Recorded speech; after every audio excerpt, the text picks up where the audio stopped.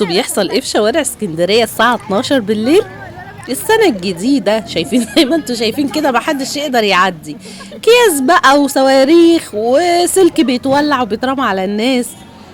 كل سنة وانتم طيبين، ويا رب دايما في خير وسعادة. زي ما انتم شايفين الولاد الصغيرة كله بيجري، الولاد الصغيرة بتفرح والشباب الصغير بقى عمالين يلعبوا بالمية، ولا فارق معاهم بقى حد ولا سنة جديدة ولا اي حاجة.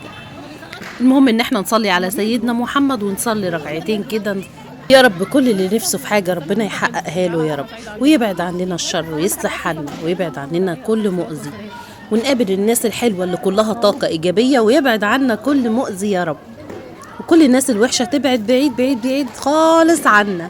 أهم حاجة تفرحوني بالمتابعة والشير واللايك، وربنا يسعدكم ويخليكم ليا زي ما هتفرحوني يا رب. يجعلها سنة سعيدة علينا كلنا، ويبعد عنا اي شيء مؤذي، اي حاجة مستخبية لنا ممكن تزعلنا ربنا يشيلها عنا يا رب.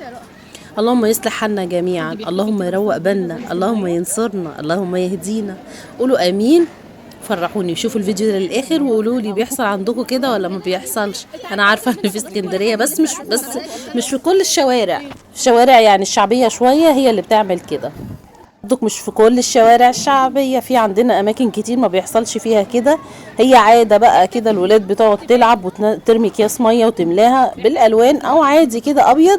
وزي ما انتوا شايفين في ناس من فوق كده بتولع سلك مواعين من البلكونات، بس ده طبعا غلط والمفروض ما نعملش كده، لأن في ناس تحت ممكن نلسعها أو نولع فيها أو نأذي أي محل أو أي حد معدي. لأن السنة اللي فاتت فعلا كان في توك توك معدي وكانوا مولعين سلك كده الولاد في الشوارع، وولعوا في البنزين بتاع التوك توك للأسف يعني.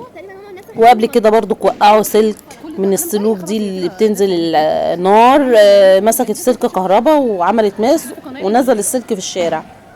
وقبل كده ناس برضو كانت ماشية بأهلها للأسف رموا أزازة مليانة مية كبيرة من اللي هي بتاعة المية المعدنية على العربية من فوق، والله بقت عاملة زي القنبلة. وللاسف كان في راجل كبير زي ما انتم شايفين، بصوا الكيس نزل على التوك توك قبل ما كان داخل فوق منه، بس الحمد لله يعني التوك توك بطأ سنه.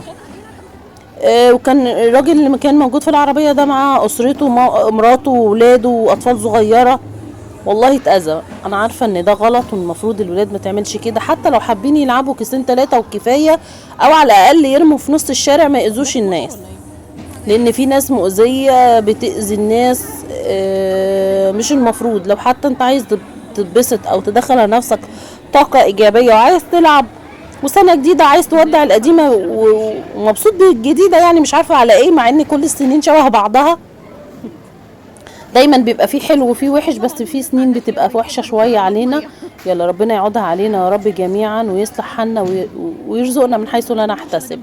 بصوا بقى، ده ارجل واحد في اسكندريه ماشي ولا هم، والناس عماله تقول لي يا عم تعالى على جنب، والله العظيم يعني امه ده عياله وربنا حارسه فعلا. والله الناس كلها بقت تضحك، انا ماشي في نص الشارع والراجل اللي واقف تحت ده بيقول له ما تمشيش يا عم في نص الشارع، لا ومشى وكمل وما فرقتش معاه. رجاله اسكندريه جدعه قوي، وفي ناس اهلها ده عيالهم بجد. لو ان هو ما خدش ولا كيسه، الناس كلها كانت متوقعه ان حد ما عندوش دم يرمي عليه كيسه، بس فعلا ما فيش حد رمى عليه كيسه. زي ما انتوا شايفين كده الشارع غرقان كياس وميه، والناس كلها مبسوطه انتوا شايفين كده، شايفين انا قلبالكم الموبايل الناس فوق بترمي سلك، قلنا ده غلط مش المفروض تعمل كده، وجرى اللي فوق منا بيرموا اكياس، واولادي كانوا واقفين برضو فرحانين عمالين يرموا اكياس. شايفين ان الدنيا كلها بترمي، اتعودوا بقى ان هم يرموا كام كيسه ويرموها هم كمان. اكيد ان ده حرام وغلط، بس ما فيهاش حاجه. لو انت عايز تتبسط وتحدف كيستين ميه تمام احدف، بس ما تاذيش حد زي ما احنا قلنا. ماشي يعني كيستين ميه مش هيفرقوا، تبذير في الميه، بس انت عايز تتبسط من حقك ان انت تتبسط، بس اهم حاجه ان انت ما تاذيش حد، ما تاذيش حد. عندنا في اسكندريه الولاد بيبداوا من الساعه 9 بيبداوا يجروا في الشوارع ويحدفوا على بعض ميه ويلعبوا زي عيد الالوان تقريبا كده يعني.